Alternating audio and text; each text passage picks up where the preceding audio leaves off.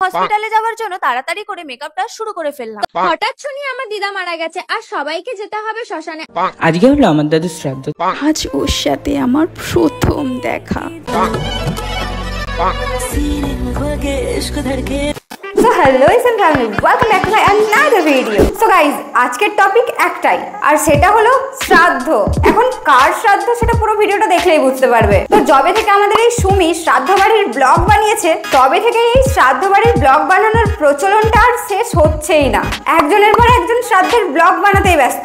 মানে শুধুমাত্র দুটো ভিউজের জন্য কেউ তার দাদুকে মেরে দিচ্ছে, কেউ তার দিদাকে মেরে দিচ্ছে, আবার কেউ তার এক্স বয়ফ্রেন্ডকে পর্যন্ত মেরে দিচ্ছে। ভাই বলেন কি? তো আজ আমরা এমনই কিছু শ্রাদ্ধ নিয়ে ভিডিও দেখতে চলেছি। আর তাছাড়াও বৌদি লাভারদের জন্য স্পেশাল কিছু তো থাকছেই, তাই শেষ পর্যন্ত দেখতে ভুলো না যেন। তো চলো আজকের ভিডিওটি শুরু করা যাক।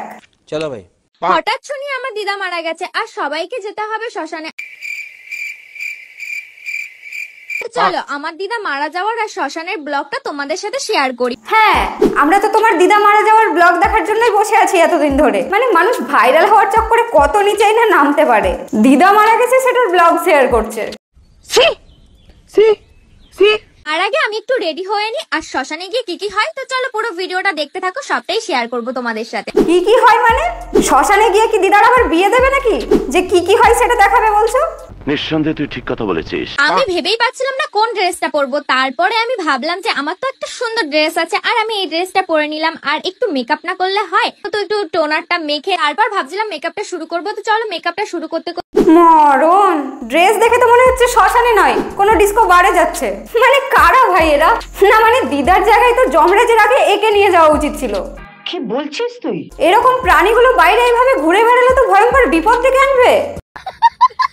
হঠাৎ শুনি আমার দিদা মারা গেছে আর সবাইকে যেতে হবে শ্মশানে। আমিও দেরি না করে ঝটাপট রেডি হয়ে চলে গেলাম শ্মশানে। একটু সাবধানে থাকিস মনা, কেমন? কারণ দিদা উপর থেকে এসব দেখার পরে তোর ঘাড় মাটকাতে তো অবশ্যই আসবে। Bye bye. আজকে হলো আমার দাদুর শ্রাদ্ধ। আজকে হলো আমার দাদুর শ্রাদ্ধ। নাও আরেকটা হদল হাজির দাদুর শ্রাদ্ধ নিয়ে। তো সেখানে নাতি হিসেবে সব থেকে বেস্ট আউটফিট তো আমারই পরে যাওয়া উচিত, তাই না? হ্যাঁ, কারণ দাদুর শ্রাদ্ধ না তো, দাদুর তো আবার নতুন করে বিয়ে হচ্ছে, তাই নাতি হিসেবে বেস্ট আউটফিট তো পরাই লাগবে। তাই আমি এটা ট্রাই করলাম আর এটা একটু কমফোর্টেবলও রয়েছে। দাদু যদি শীতকালে মারা যেত খুবই ভালো হতো, কারণ আমার একটা খুব পছন্দের জ্যাকেট আছে যেটা আমার পরার ইচ্ছা ছিল। কি আর করা যাবে? ওরে হদল রে, মানে পছন্দের জ্যাকেট পরার জন্য নাকি দাদু শীতকালে মারা গেলে ভালো হতো?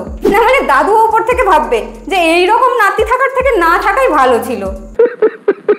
নিঘাত দাদু এইরকম নাতির চক্করেই পটল তুলেছে। মানে এইরকম নাতি নাতনি গুলোকে না জাস্ট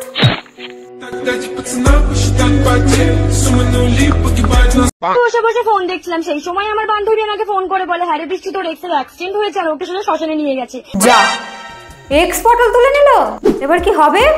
আমি ওকে একটা সময় খুবই ভালোবাসতাম, এতটাই ভালোবাসতাম যে আমি ওর জন্য পুরো পাগল ছিলাম। ওকে আমি বলেছিলাম যত যাই হয়ে যাক প্লিজ তুই আমাকে ছেড়ে যাস না, কিন্তু কি আর করা যাবে, সেইটা আমাকে শেষমেশ ছেড়ে দিয়ে চলেই গেল।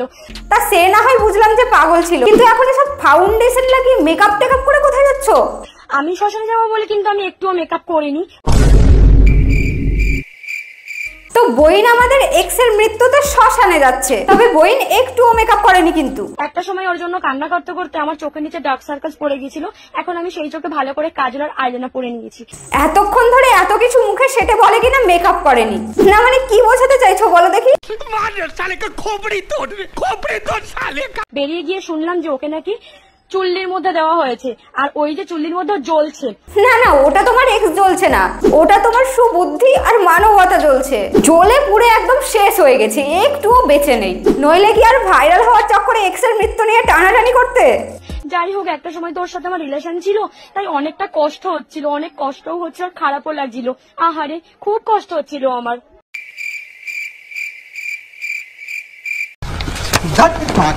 হঠাৎ করে দাদুর হার্টের অপারেশনের কথা শুনে পুরো ফ্যামিলির মাথায় যেন আকাশ ভেঙে পড়ল। নাও আরেকজন চলে এলো। পুরো ফ্যামিলির মাথায় যেন আকাশ ভেঙে পড়ল। তা দিদি এইরকম খবর এরকম নেচে নেচে কে দেয় বলো দেখি? কিছুক্ষণ আগে খবর এলো দাদু নাকি ইমিডিয়েট হার্টের অপারেশন করতে হবে, কিন্তু তোমরা তো জানোই হার্টের অপারেশন করাতে গেলে কতগুলো টাকা খরচ হয়। তবে এই মুহূর্তে আমরা দাদুর পেছনে এতগুলো টাকা খরচা করতে চাইছি না, কারণ আমারও তো বিয়ের বয়স হয়েছে, আমাকেও তো বিয়ে করতে হবে বলো। হ্যাঁ সেটাই তো, দিদির তো বিয়ের বয়স হয়েছে, দিদিকে তো বিয়ে করতে হবে, তাতে দাদু পটল তুললো কি করলো তাতে আর কি যায় আসে, তার থেকে সেই টাকায় দিদির বিয়ে করাটা বেশি দরকার। ছেলে এই মালগুলোকে তো কেউ নরকে উঠাই দেবে না, যা অবস্থা। আমি মনে করি দাদুর পেছনে অতগুলো টাকা খরচ করার থেকে আমার বিয়ের জন্য টাকাগুলো জমিয়ে রাখা অনেক ভালো। আর হসপিটালে যাওয়ার জন্য তাড়াতাড়ি করে মেকআপটা শুরু করে ফেললাম। এই দাদু যদি অকালে মারা যায় বুঝে নিও এর কারণেই। হসপিটাল ব্লগার কেমন লাগছে? খুব ভালো লাগছে, ভালো লাগছে। কেন দাদু পটল তুলে তোমার বিয়ের টাকা বাঁচিয়ে দিল নাকি? নিঘাত দাদু আর এরকম নাতনির অত্যাচার সহ্য করতে পারেনি। আমার মনটা খুব খুশি হচ্ছে, আমি এমনিতে খুব দুঃখের সাথে ছিলাম, এতদিন খেতে পাচ্ছিলাম না, তাই জন্য আজকে সবাই মিলে আচ্ছা খেতে পাচ্ছ না, এদিকে মেকআপ ভালো করে নাচতে নাচতে করতে হচ্ছে ক্যামেরাতে। করতে হবে, আমি ইনফ্লুয়েন্সার না, আমাকে মেকআপ ছাড়া মানায়। ও আচ্ছা তুমি ইনফ্লুয়েন্সার। হ্যাঁ সেটাই তো, দুঃখ যতই থাকুক খেতেও না পারুক তাতে কোনো ব্যাপার না, কিন্তু মেকআপটা ইম্পর্টেন্ট ভাই, কারণ দিদি আবার আমাদের ইনফ্লুয়েন্সার। তো কি ইনফ্লুয়েন্স করছো? দাদু মরে গেলে কিভাবে মেকআপ করতে হয়? হ্যাঁ, সিচুয়েশনে মেকআপ করতে চাই, খাও চাই না খাও মেকআপ চাই, এটা আমি ইনফ্লুয়েন্স করছিলাম। সাবাস, এটাই তো পাবলিক শিখতে চাই তোমাদের মতো ইনফ্লুয়েন্সারদের থেকে, তাই না? ভাই সে বড় ইনফ্লুয়েন্সার। অডিয়েন্সদেরকে আমার একটাই কথা বলার, যে ভাই নিজের এক্স কে বিশ্বাস করে নিও, কিন্তু এরকম ইনফ্লুয়েন্সারদের ভুলেও বিশ্বাস করো না, কারণ এরা ভিউজের চক্করে আর ভাইরাল হওয়ার চক্করে এরা নিজের দাদুকেও মেরে ফেলতে পারে, নিজের দিদাকেও মেরে ফেলতে পারে, বয়ফ্রেন্ডকেও মেরে ফেলতে পারে, মানে এক কথায় ভিডিওর জন্য সবাইকেই মেরে ফেলতে পারে ভাই। খতম, বাই বাই, টাটা। আজ ওর সাথে আমার প্রথম দেখা, আজ ওর সাথে আমার প্রথম দেখা। তা সে না হয় বুঝলাম দিদি, কিন্তু এরকম হর্নি হয়ে যাচ্ছে কেন?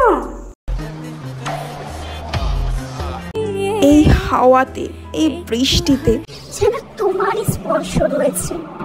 আরে দিদি ওটা তোমার বয়ফ্রেন্ডের লাঠি নয় আর কি, এত ফিল নিয়েও ভাবে ধরো না।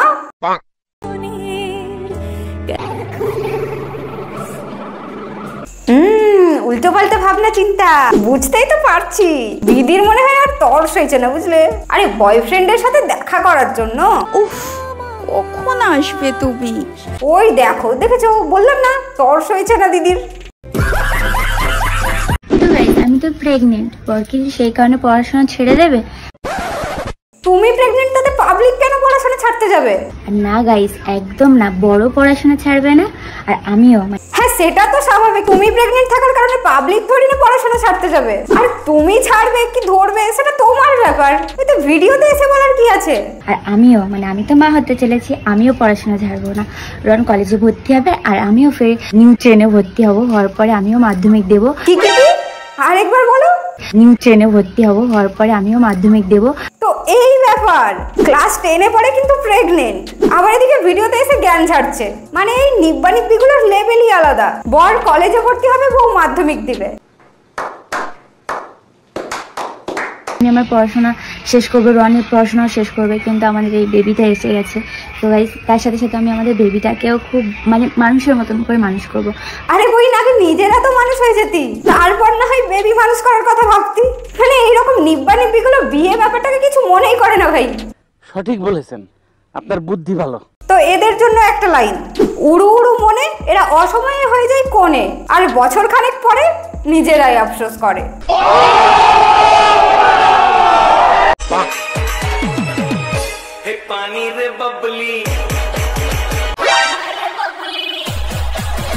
আরে বৌদি একটু আস্তে আস্তে, ভূমিকম্প নিয়ে চলে এলে তো পুরো।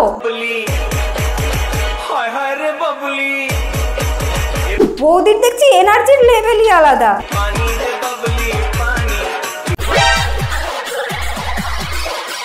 আরে বৌদি একটু আস্তে নড়াও, মানে আস্তে নাচো, নয়তো পড়ে টড়ে গেলে আবার তখন।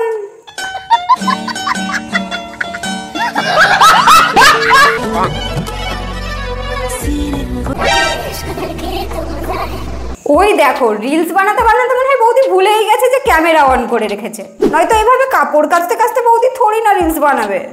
अकेले अकेले मजे नहीं लेने दूंगा, मुझे भी चाहिए। क्या बात है राजा करे तू इंस्टाग्राम चलावेली का हाँ हो मोरे राजा बड़ा आवेला मजा আরে বৌদি খুলে গেছে তো হুক।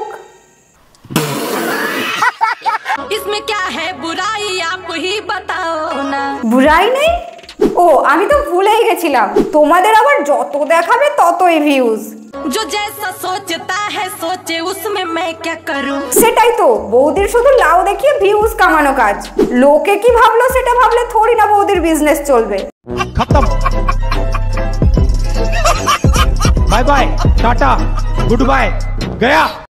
তো যাই হোক, আজকের ভিডিওটা এখানেই সমাপ্ত করছি, আর দেখতে পাচ্ছি না এদেরকে। তো ভিডিওটা কেমন লাগলো সেটা কমেন্ট করে জানাতে ভুলো না যেন।